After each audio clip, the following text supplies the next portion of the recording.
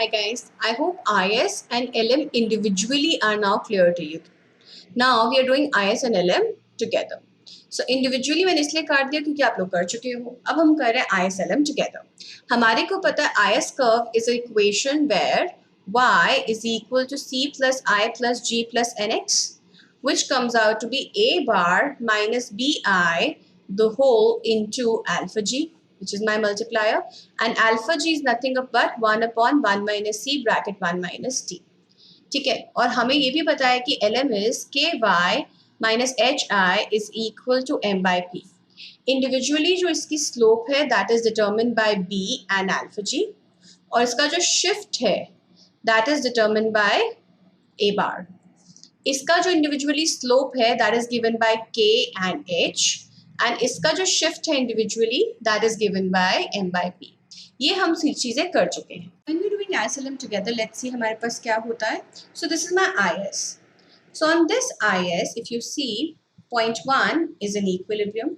Point 2 is also in equilibrium, but there's a point 3 which is not in equilibrium. Let's discuss that. ठीक है.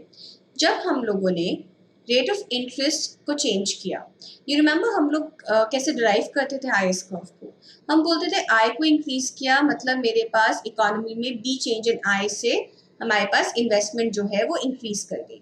जब investment decrease कर गई, minus है ना ये, इन्वेस्टमेंट जो है वो डिक्रीज कर गई. मैं रेट ऑफ इंटरेस्ट को फॉल करा के वाई इंक्रीज कराती हूँ ना. सो रेट ऑफ इंटरेस्ट जब मैंने फॉल कराया तो मेरे minus B change in I से इन्वेस्टमेंट इंक्रीज कर गई. इन्वेस्टमेंट इंक्रीज करी तो वाई इंक्रीज किया by alpha G change in I. ठीक है. अब क्या हुआ, हम पॉइंट 3 को डिस्कस करते हैं. पॉइंट 3 को जब हम डिस्कस कर रहे हैं तो हम क्या बोल रहे हैं, हम बोल रहे हैं इकोनॉमी में इंटरेस्ट रेट जो है वो फॉल हुआ. इंटरेस्ट रेट जो है वो फॉल हुआ. कितने से फॉल हुआ, by minus B change in I. जब हमारा इंटरेस्ट रेट फॉल हुआ तो इसका मतलब मेरी इन्वेस्टमेंट इंक्रीज होगी. इन्वेस्टमेंट इंक्रीज होगी मतलब मेरी डिमांड ऑफ गुड्स इंक्रीज होगी. डिमांड फॉर गुड्स इंक्रीज हो गई. जब मेरी डिमांड फॉर गुड्स इंक्रीज हो गई तो मेरी आउटपुट इंक्रीज नहीं हो पाई because of whatever circumstances, but मेरी डिमांड फॉर गुड्स इंक्रीज हो गई. Which means on the left hand side of the IS curve I have excess goods demand. I have excess goods demand. ठीक है. And similarly यहाँ पे अगर मैं rate of interest increase करूँ तो ऑपोजिट होगा. So I have excess goods supply. I have excess goods supply. इसी को अगर मैं LM कर्व के लिए देखूं तो क्या हो रहा है, LM कर्व में भी वही चीज हो रही है. हम लोग पॉइंट 1 पे इक्विलिब्रियम पे हैं, हम पॉइंट 2 पे भी इक्विलिब्रियम पे हैं, but there is a point 3 जहाँ पे हम इक्विलिब्रियम पे नहीं है. क्या हो रहा है इकोनॉमी के अंदर, हम 1 से 2 की बात करते हैं जर्नी की. हम 1 से 2 की बात करते हैं. मैंने अपना चेंज इन y करा, मतलब मैंने अपना y 2 से 1 की बात करते हैं. I am going this way. हाँ, मैंने अपना y इंक्रीज करा. जब y इंक्रीज करा तो automatically k change in y की वजह से मेरा मनी डिमांड इंक्रीज हो गया. अब मनी डिमांड इंक्रीज हो गया तो automatically rate of interest fall करके मैं 1 पे जाऊंगी. किसी रीजन की वजह से बैंक ने रेट ऑफ इंटरेस्ट चेंज नहीं किया. किसी रीजन की वजह से बैंक ने रेट ऑफ इंटरेस्ट चेंज नहीं किया.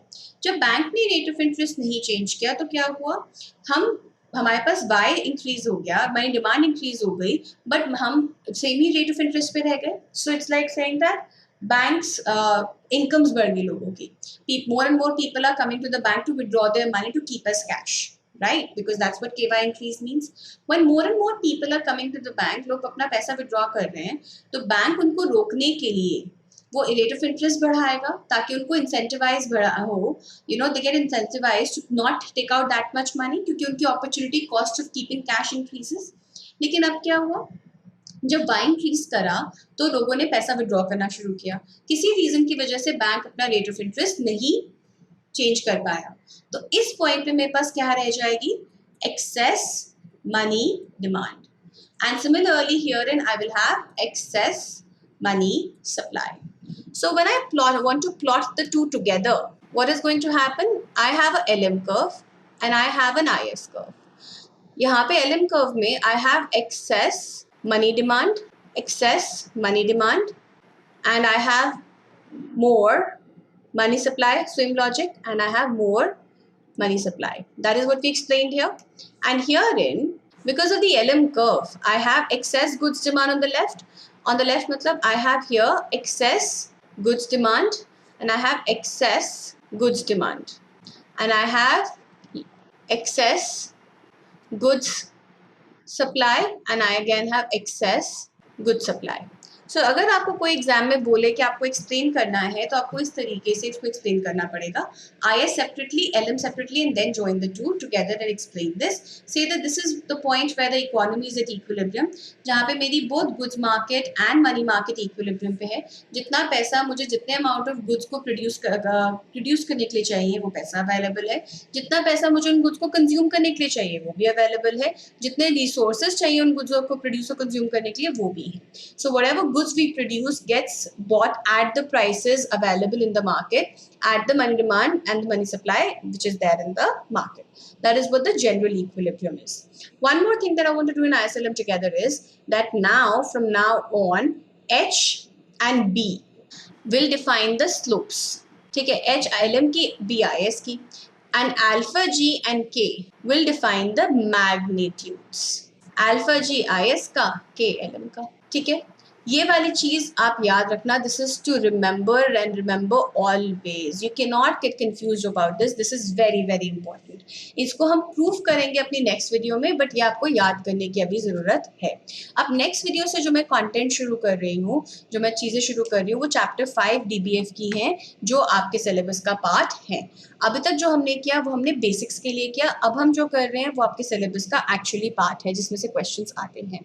Alright, I will see you in the next video. Thank you.